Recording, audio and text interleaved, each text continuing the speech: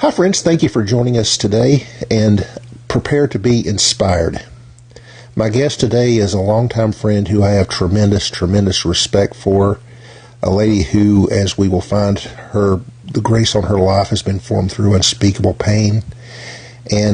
But when you get to know that, once we finish this time together, you will be in awe at the work that God can do in bringing something beautiful out of something horrible.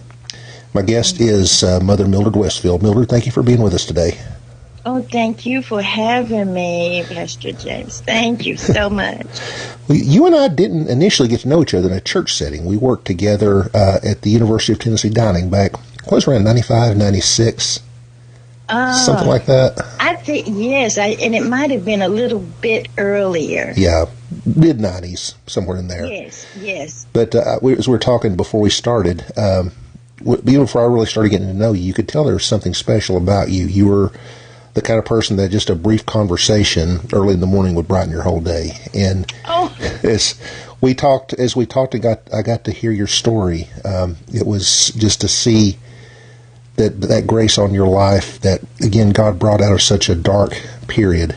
I've been in awe of that the whole time I've known you. And I'm going to back away right now, and I want you to go ahead and tell your story. Take as much time as you want, because this is a story that people need to hear. Okay. Well, and I want you, I'm not going to say forgive me, but sometimes when I do think back, I think about the goodness of God. Sure. And I may tear up. The tragedy, yes, hurts, but the way he can take you and mold you, as we say, put us on the potter's wheel and just help us with our pain and our anguish. But in 1989, my husband passed suddenly of a heart attack, a major heart attack. And we had just come from a lovely vacation with the boys. And that was in itself very, very tragic. But, we never talked about it afterwards. The boys and I, 4 sons, we never really talked about that. It was just you have the funeral and you pick up and you go on. And so I had these notes put down what I wanted to do as now a widow, and with my sons, and I wanted this to go this way, and sort of write down now, without him, steal the principles that we had as a family and just go forth like that. But in 1992, all that changed when one of my sons came home, and he was very, very, really upset. And I was packing because I was getting ready to go to Memphis, Tennessee because of an award. It was a volunteer award that was going to be given to me through my company, not my company, but through the old South Central Bell. And so, at that time, was just doing a lot of volunteer service. But that was stopped when my son said, Mom, he said, Mom, I said, what is it? He said, Mom, I think I hurt somebody. And I went, he had just started driving not too long. Like I said, did you have an accident? And he goes, no, Mom. He said, Mom, I really hurt somebody. And so he told me about shooting this person, and not meaning to, but it happened. And I looked at him, and he's very tall, and I said, no. And James, I just went to reach up to his shoulders and this is not real. And the only thing I remember is sliding down, and just like sliding down his body, my hands, and it just hitting the floor. I remember, just that. And it was awful. We went through an awful time. And going to see him, after the trial and things like that, of course, he got a lengthy sentence. And it was just, am I believing this? The sound that I never will forget is the sound when I first entered the prison and the clanging of the door behind me. When they shut you in, and then it's like clang and then open it up when you get where you're going. And then telling the guard, they said, like, who are you here to see? And I'm going, my son, and told him his name. And they said, well, ma'am, that's not his name anymore. What's his number? And I went, oh my gosh. Oh, wow. What no, but that's not his name. He had this 6 digit. But anyway, then after that, of course, we had to deal with that. And I thought, I just need to know what happened. And so between 92 and 94, was just wanted to heal. I needed healing. I had a real bad psychological, mental breakdown, so to speak. I didn't want to be around anybody. In that time, my friend, I am going to say this for the first time, I tried to commit suicide 2 times. And the Lord wouldn't allow it. He just would not allow it.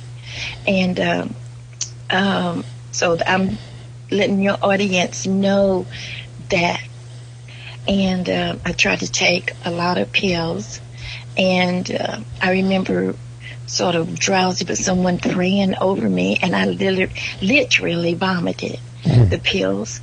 And then another time I took a gun and was going to change my clothes, put on makeup, and had everything labeled on the bed. And then there was a quiet knock at my bedroom door, and I was holding my son's picture, saying, "Why?" But this is still, with the first one, and why did this happen? How did this happen, and so forth.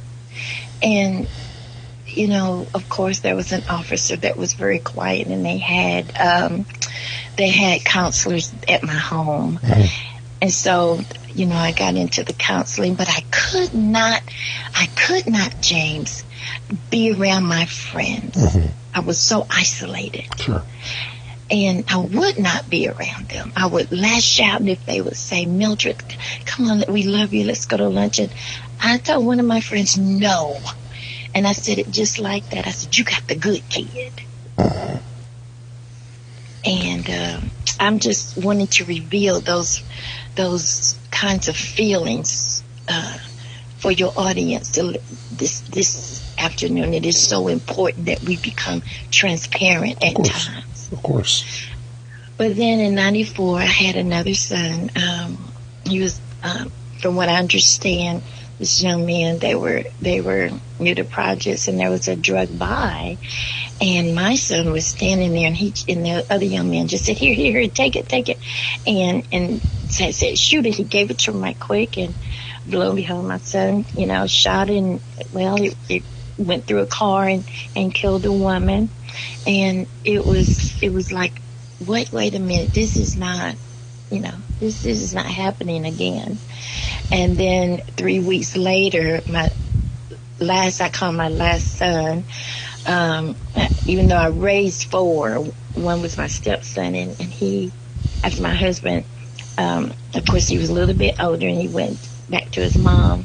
But anyway, about 3 weeks later, my last son at home was murdered by his best friend. He was shot in the back 5 times.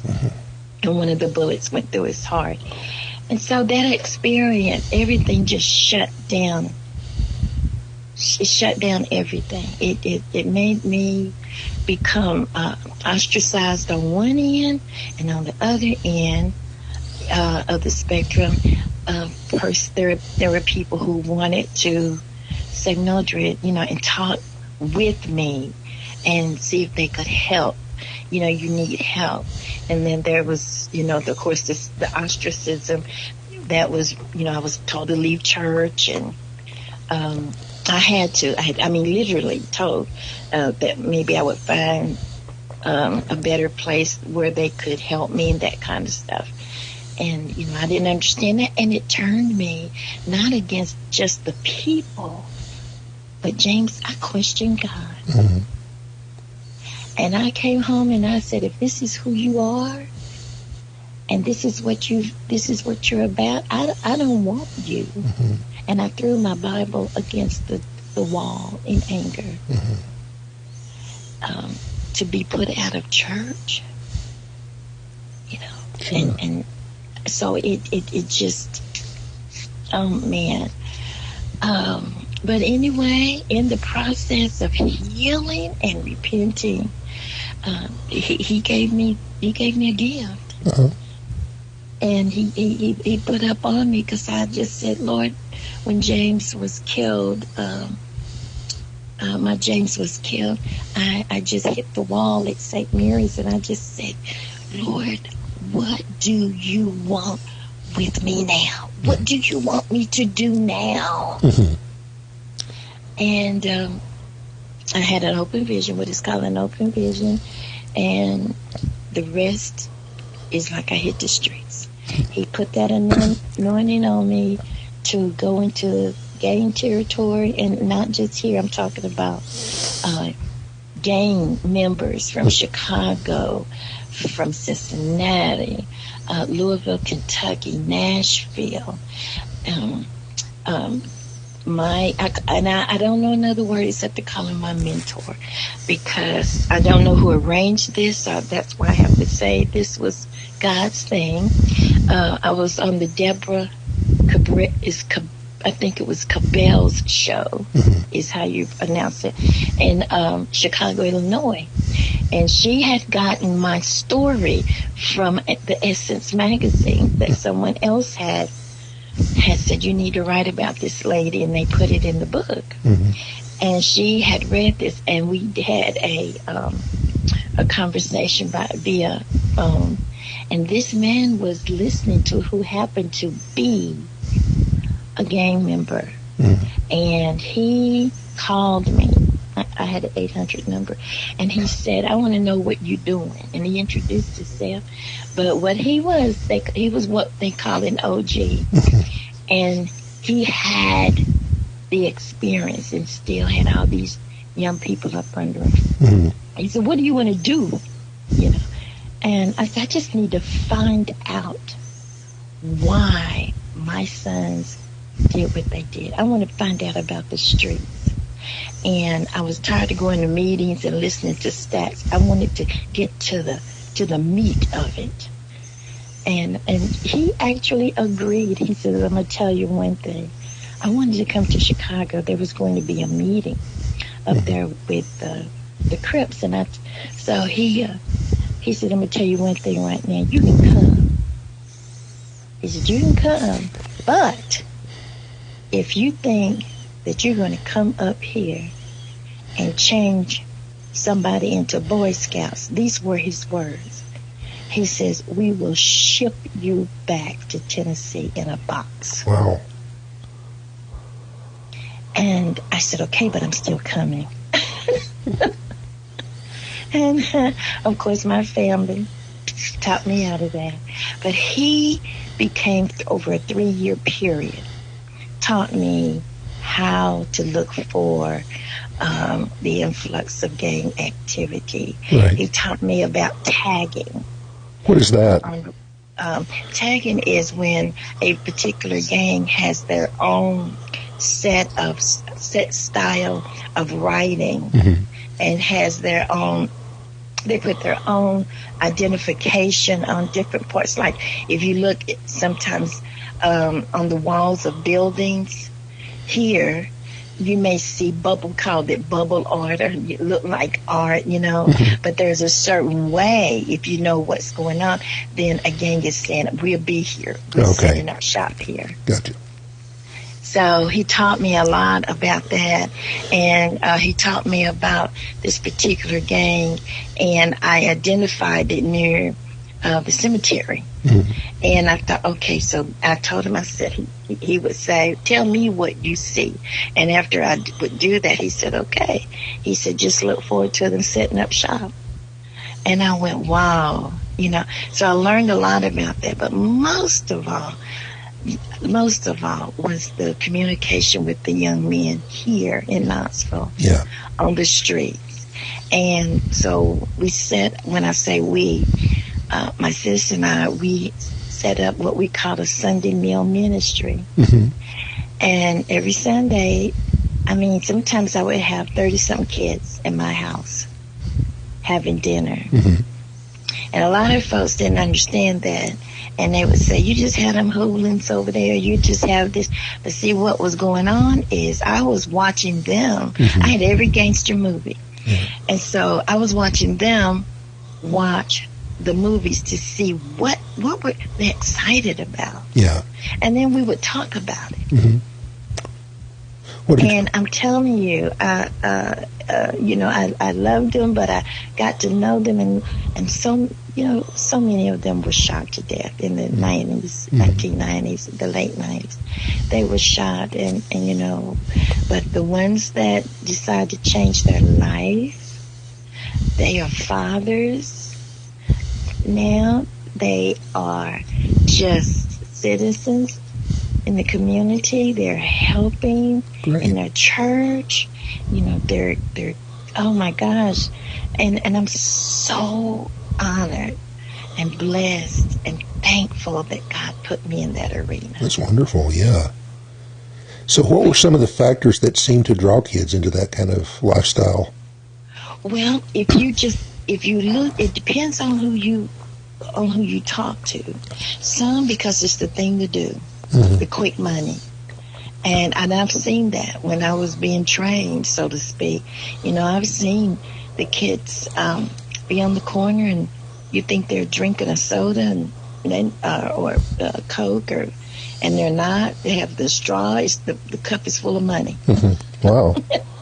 And then it was things that I saw on the other end.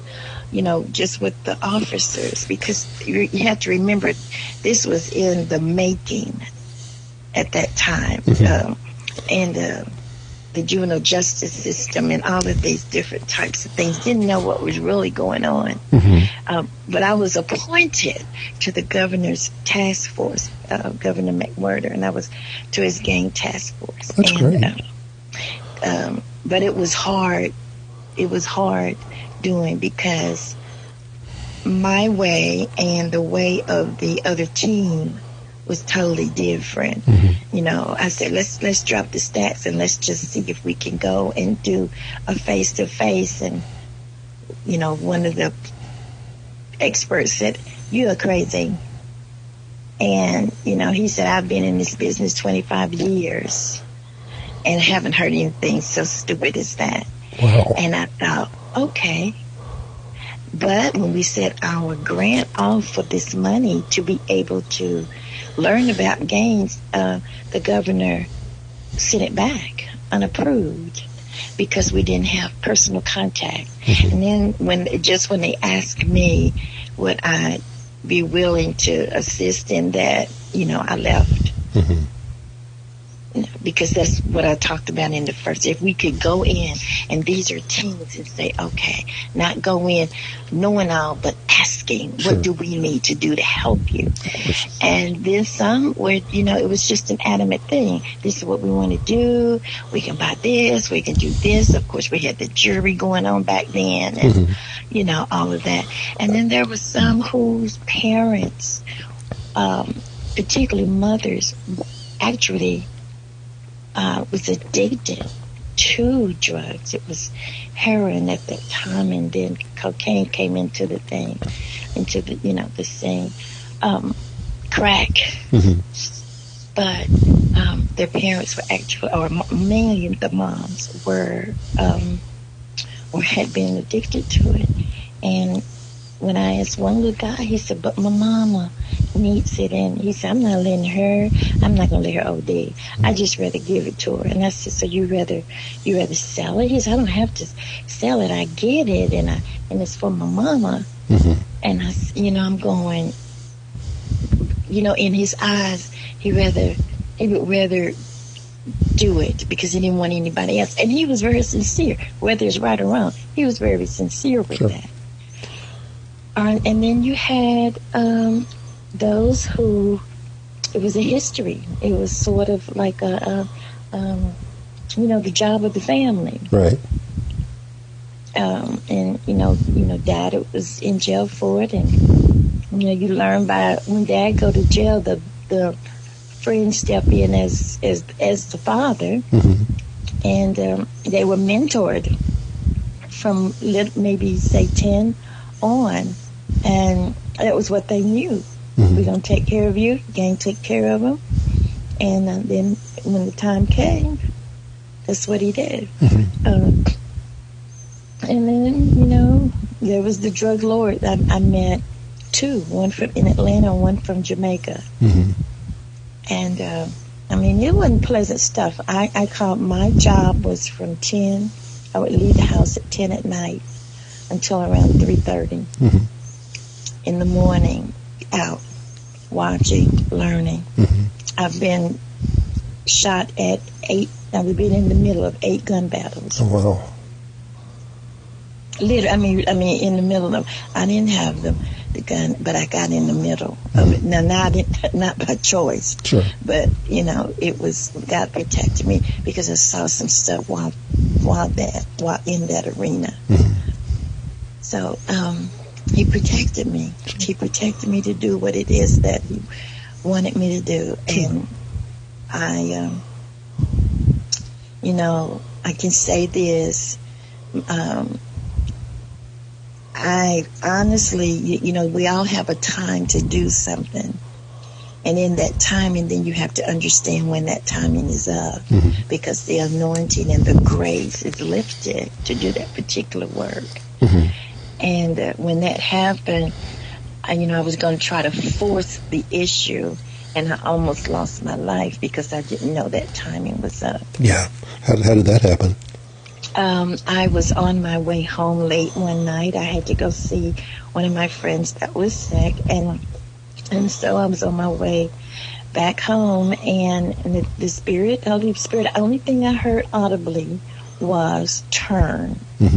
And I was up at on Western Avenue where you could turn on the interstate. And I was tired, and it just like turned, which meant I would hit 75 and come all the way around and get off the interstate, high school or whatever, one of those streets was, and proceed to come home that way. And I was so tired. It was about 3:30 in the morning, and I just kept straight so I could get to the house. And when I got at the top of the hill to come down, and then I was going to make a turn to go up my street.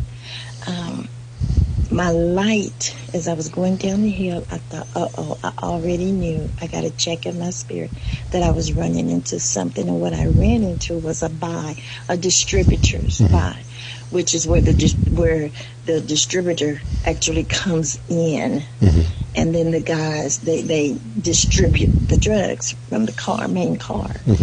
So my headlight, when I got down, there's a traffic light, and my headlight, just when I turned, shined on them.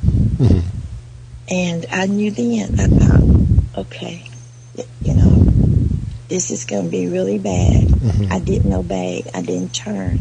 And that's why I always have remembered that.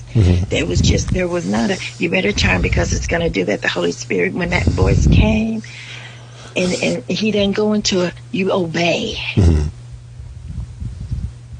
You don't question, you just obey. Sure. And I just said, I'm tired, and went on. Yeah. And he pulled out, this is how close I was when I made that right-hand turn, then, and my light shined on him, then he had pulled out a Glock, and this is how close I was to the Glock. It was a Glock 9 shot, and as he shot, I'm right there. I'm right there at the street. He's right on the sidewalk. There is no reason that he should miss my car, my window, nor me. And do you know, every bullet went over my car. Oh, wow. Every bullet.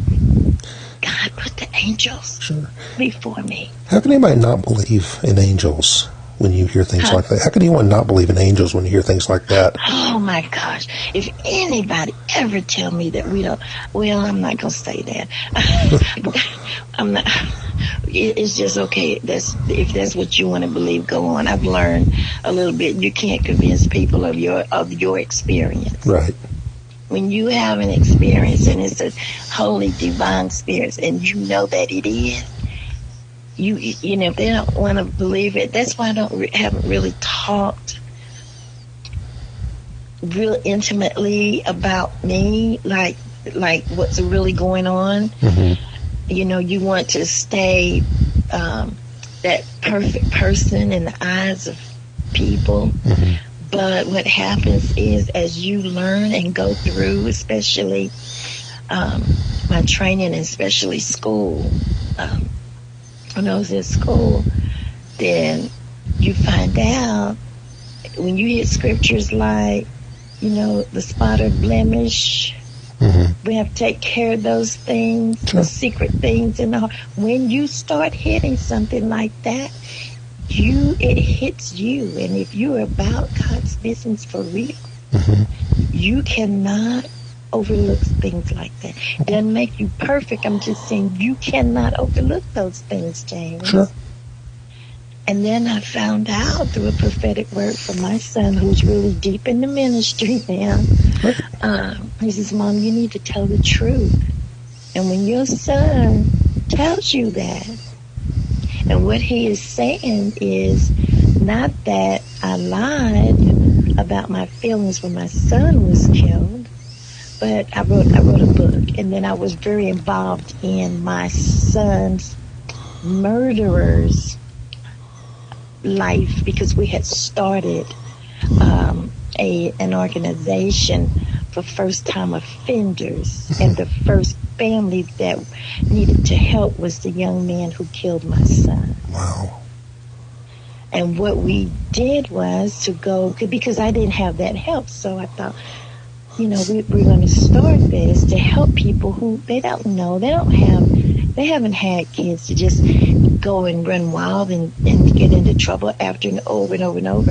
I didn't know what to do either. Mm-hmm. So that's what the organization was for, and to help them physically and mentally gain strength. Mm-hmm. But that was the very first family. Uh-huh.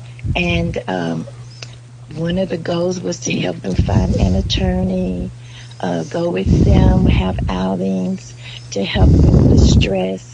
And so that's what we had to do. That's what I had to do. How did you deal with that? How did I deal with it? With the emotions that would go along with that. Let me tell you something. That's why my son told me, he said, Mom, you didn't tell the truth in your book. I wanted to make it sound like, okay, we helped them and goody, goody, goody. No, I was so angry. And that's what I had to deal with after the fact. Of course. That's what he was saying. Because we went in, and the very first thing, one of their friends called and said they would like to talk to you. Because at the time, we you know, the visibility was there. And when I went to their home, this mom, the first thing she said, I did not raise him this way. Mm-hmm. And that is exactly what I had said. And she just, you know, I mean, could not cry. And then we found her an attorney. We had to get the attorney. And I remember when the attorney came to their home, I was with her, with the family, and the attorney, she said, I could still see her sitting on the stool, and when they introduced me, and then she was saying, are you sure about this? And she was talking to the mom, and I said, well, we have started an organization to help parents of first offenders, you know, to find an attorney, to go to court with them, to go and do all these things. And she said, but it was your son. Mm-hmm. And I said, I know. And so from the beginning to the end, we went to see the Nutcracker, we went to dinner, mm-hmm. and all those things. And I had to just smile and then come and hold my peace. Sure. And how long did that period last? It was a very short. Mm-hmm. It was very short because he gave himself up, and because, you know, he and my son. There's another side to this that did not come out until after the fact. I learned from one of my son's friends that had gone to prison. And he wrote me this letter and told me the real truth of what was going on. Because this young man had never been in trouble. The one that killed my son, his family was a beautiful family. Beautiful family. And this was tragic to both them and me, but really tragic to them. And I found out some things why he had to do it, and I'm going to put emphasis why he had to. He was sort of held. You're going to do this, or we're going to do this to your family. Wow. And it was deep, much deeper than what people. And I've never talked about that. And I made a vow to myself that I would never go into the details that I had received, that why this young man was chosen and why he had to do what he did. So, it's over with. That was in 94, and I'm sure he has a wonderful life. Of course, he got, he's been out for years and made a new life. I think about his mom. I really think about his mom a lot. So I've never, like right now in the interview, I don't say their names or talk ill of them because I don't think that way of them. Right. I honestly don't.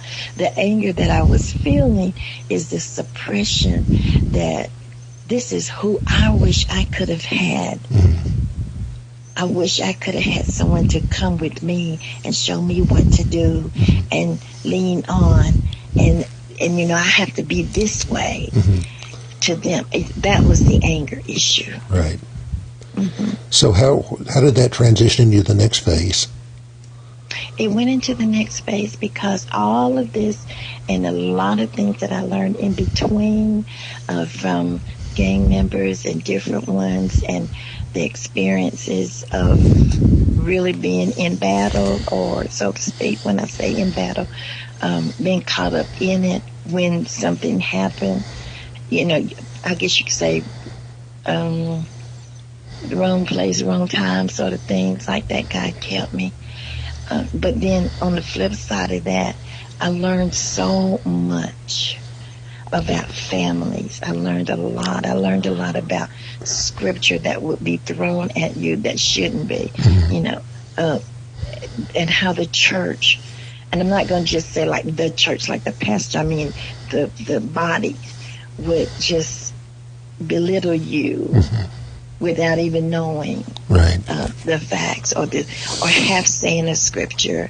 And bottom line is I learned of how we as Christians can just literally claw a person to death. Exactly.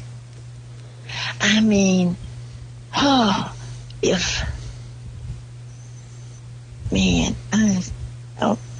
okay, I'll have a second, just give me a second. Oh, please. Because they can really bring out the lion in them. And I don't mean the Lion of Judah, I'm talking about. Church hurt is a special kind of hurt that's very hard to deal with. It is. It is. And I'm going, this is God, this is who you put me with.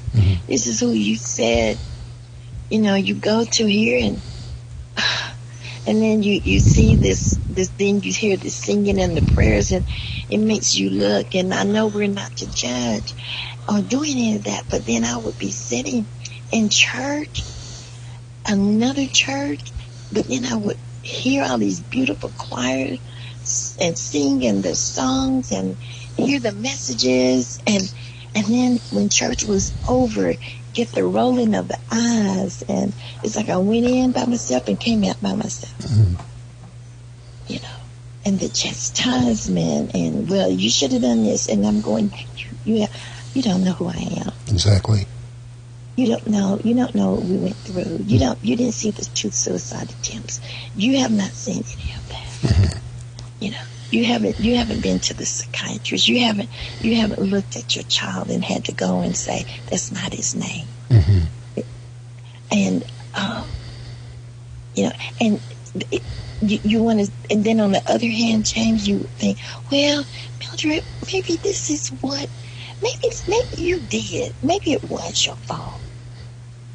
And then you have that condemnation, and Satan just sends the right time, the right place, and the right activities, and then boom, you sort of fall hard. Yeah. And that's what happened to me. Right. You just fall hard. You know. So how did you get back up?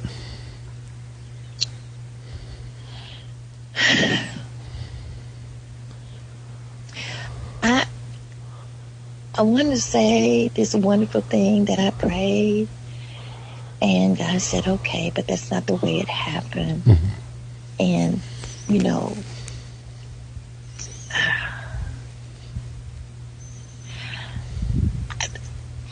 okay. Am I getting too personal? I'll edit this part out then. Don't worry about it.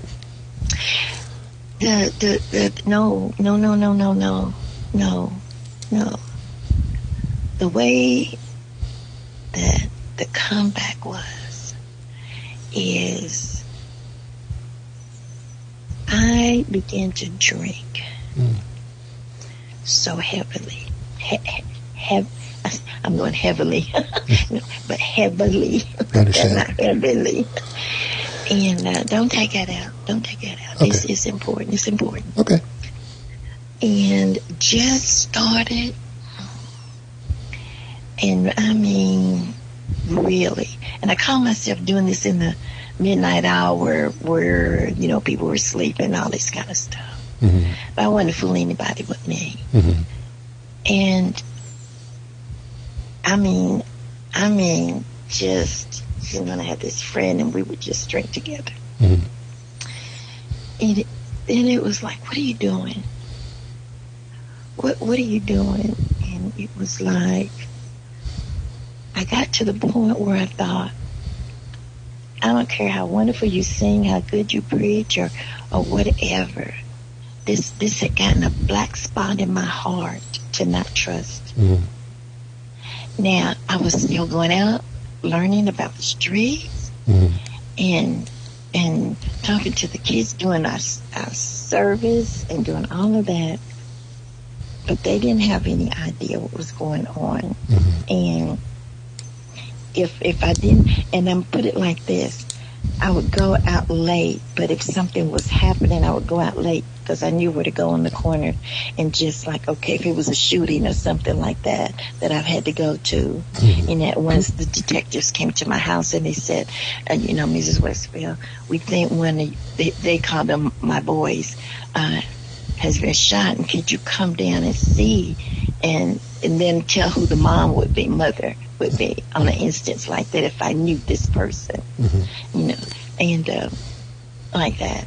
But it got to the point where it's like, what are you doing, Mildred? Right. Just what are you doing? I mean, you're going to church.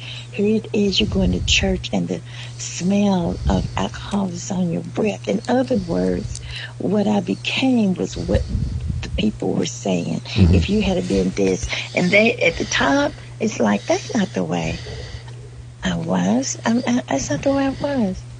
And I remember my dear friend, I won't call her name because I don't think she would mind, but still, she's with the TV station, and she had just gotten here, and we actually became dear friends, and the guys, she could interview them. She could interview him. She had such integrity with that. And, you know, we just became dear friends. You know, and then as things started to progress that way, and we began to talk, sometimes the most unexpected person can come into your life and just pick you up. Whereas you you go, well, I expected this person because, I'm looking at that person's personality, what they do, da-da-da-da-da, they got it all, turn their back. Mm-hmm. But God sends, it's like James, he orchestrates. Sure. And to this day, I have the old VHS movies. Mm-hmm. I don't know how many I have because I started a TV show straight up from my hood, Mm-hmm. And had, some of the guys as they had backed away on it, and some guys from as a matter of fact, my TV crew that did ran the camera down at the OCTV when they had the old way, because this is a long time ago, was guys that had been, I can't remember what they call it, but they could go out, and they were from the prison. Right. And that was my camera crew. Okay. That's cool. But anyway, so, that's how I gradually got back. Mm-hmm. And then there were people praying for me that I didn't know about. Sure. I'm sure we can all say we owe our lives to people like that, people who have prayed for us behind the scenes. Yeah. Yeah. And a lot has happened since then, but it has transpired to doing what I do now, with the ministry, with the spiritual recovery, going back and just pulling those things out of me and talking about them, but doing it in a way that I find the scripture. And then this is how counsel find, because Nuclear Counsel is what it is. Mm-hmm. But we find the scripture. And so when I talk 101, or either when I do one of the video tapings, it's very deep, but the way that we look at it is, this is what Jesus came to get. He gave us the ministry of reconciliation. And especially in this day right now. Mm-hmm. I mean, right now. If there's a time that we can see him working, it is right now. Absolutely. The opportunity. And is it hard? Yes, because you're talking about people, lives changing almost overnight. Mm-hmm. And so, we got to get this spot and blemish out of the way. Sure. And put him in every area. Mm-hmm. And check ourselves. Sure. And that's just there was a song, there's just the way, this is just the way it is. Some mm-hmm. things will never change. It's just the way it is. And that's it. Mm-hmm. Some things will never change, but that's just the way it is. But there's some things that gotta change. Absolutely. Mm-hmm. You mentioned your motto. Can you share that with us? I'm a believer, not a doubter. Can you go on? Yeah. For the kids, for our little preschoolers, oh my gosh, they're so smart. I say, we have one, and the first thing they've learned is I'm a be ready kid, and my brain is magnificent. I've made their little videos and shared it on Facebook. So, but this other one says, it's like I'm the cheerleader, and they just scream it out, and I'll say, I'm a believer, and they'll say it, but it's, I'm a believer, I'm not a doubter. What I can't do, I'm going to learn. I'm prepared physically, mentally, emotionally, and spiritually to succeed. That's so good. I will succeed. I will succeed. And when they say it, they go, they're like little soldiers. They're standing there, they go, I will. Especially the boys. That is so good. They're 3 and 4 years old, they are so smart. My 4-year-olds, I've got 2 5-year-olds now. They're going to kindergarten whenever school starts back, but they will be ready.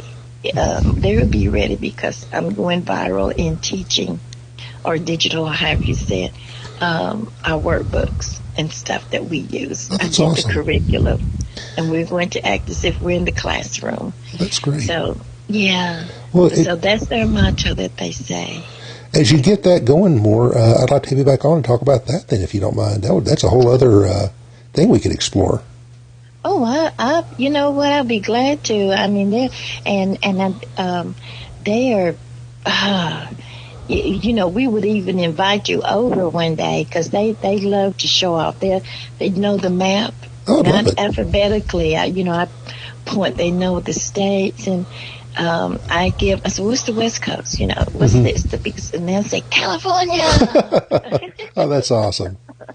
You know, so I enjoy my babies, and I'm working with the parents, and I tell them, you know what, we're going to still make this happen. They'll still be ready kids. Yeah, that's great. Yeah. Well, Mildred, you are a true treasure, and you've been, I'm honored to have called you a friend all these years, and it's impossible to talk to you 5 minutes without picking up on that. You know, so I thank you so much for your time with us. And tell us a little bit more. Also, you mentioned a book and your YouTube channel. Can you talk a little bit about that? Well, I did a booklet called Mother to Mother Notes of Encouragement, and it was right after my son was murdered, and I got home from the hospital and I couldn't sleep. Sat up in my bed in the dark night, and it's like I had with the old VHS, when you have it on, that little blue light would be shining, and I was looking at that, and all of these poems just came to me. Okay. So I started writing to that. I've given away over 800 copies in the last, this was 94 on up. So it's been well over 800. Just mail them. There's a lady in California that called me, and when her friends mailed her a copy of it, and I thought, oh my gosh! So it's Mother to Mother Notes of Encouragement. There's no charge for that. If they just, and it's not just about death, but on one of them, you know, the poems, and it's just how I felt at that time, and to know that when you read it, he's got you surrounded. It's like the Holy Spirit was talking to me. And so I have that one. I have one, God Don't Make Gangsters. Right. And that one, I laugh a little bit because I'm going, wait a minute. You know, it's like God don't make the grammar in it, but that's the way it is. You know, first I really tried to, you know, God doesn't make gangsters. Yeah. Come on now, let's put it where it should be. Keep it real, yeah. But what that is nothing but scripture. It's all scripture. Okay. And it takes purpose. We talk about purpose, who you are, but we use all the scriptures in the Bible pertaining to that, and leave blank. It's like a workbook. They have to look up that scripture and fill it in. Okay, well, that's great. So like that, yeah. And then my other one is From Something to Nothing to Everything in Him. It's made like a check mark. There's a check mark on the book. At the top at the beginning of the check mark is where it says from something, go down to the dip to nothing, and go take the check mark up the long end to everything in Him. That's great. And it's looking for God's power within. That's awesome.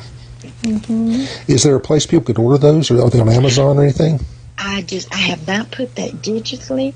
I just have it, and if anybody would like it, because the last book is the one I actually took off. I took it out of commission because that's the one my son told me I didn't finish it. He said, you didn't put the truth in it on how you really felt. You put in about the family going here and doing this, but Mom, you should have put in how you felt. Sure. How did you feel at the trial? How did you do this? And he challenged me, so I had to really take that off. And I've tried to finish that last chapter and be real truthful about it. Each time I did it, it just broke me down. But now the strength is there, so I will probably get that back because it goes from the beginning to the end. Okay. Well, definitely keep me posted about that. I'll be, if any way I can help you get the word out about your ministry, you know, I'm glad to help any way I can. Thank you. Yes, spiritual recovery. We would like to have people come and just go to the website or send Spiritual Recov. It's Spiritual Recov, RECOV. Okay. Don't put the recovery at Outlook.com. Spiritual. It's Spiritual Recov. It's not Outlook. It's at gmail.com. Excuse me. Yeah. And I've got so many emails on different stuff. I'm going like, oh gosh, now I'm looking at it, I got to get my business card. Isn't that a shame? That is so sad. No, I have to get my card. Is it Gmail or is it Outlook? But it's Spiritual Recove at Outlook.com. Outlook, okay. My goodness, Mildred. But anyway, and then I'm finishing the website. Okay. So I'll give you that. Okay. But I've enjoyed being with you, James. Likewise, we definitely need to do this more often. We haven't been in touch near as much as we should have been over the years, and it's really great to catch up with an old friend like you. Your YouTube channel is just, they can search Mildred Westfield and get to it. Yeah, just put Mildred Westfield. And I'll also put a link to it in the description on the video too, so that they can look at it that way. So, any information you might have like that, and God bless you on all your wonderful work. You've got so much behind you, but so much ahead of you. And I mean, it's exciting to see just every step you've got coming down the road. Thank you, and you do too. You as well. I pray that this will help someone. The transparency, I really do. Okay. I really opened up on the part that I hadn't. and I'm honored that you were willing to do that for us. And like I say, I believe this will bless a lot of people because, I mean, as I said before, your story needs to be heard. Okay. Well, thank you so much. I appreciate that, and God be the glory on all of it. Amen. Thank you so much. Let it help somebody. Well, take care, my friend. I have enjoyed it. Likewise, very much. So God bless you, my friend, and look forward to talking to you again soon. Okay. All right. Bye-bye. Bye.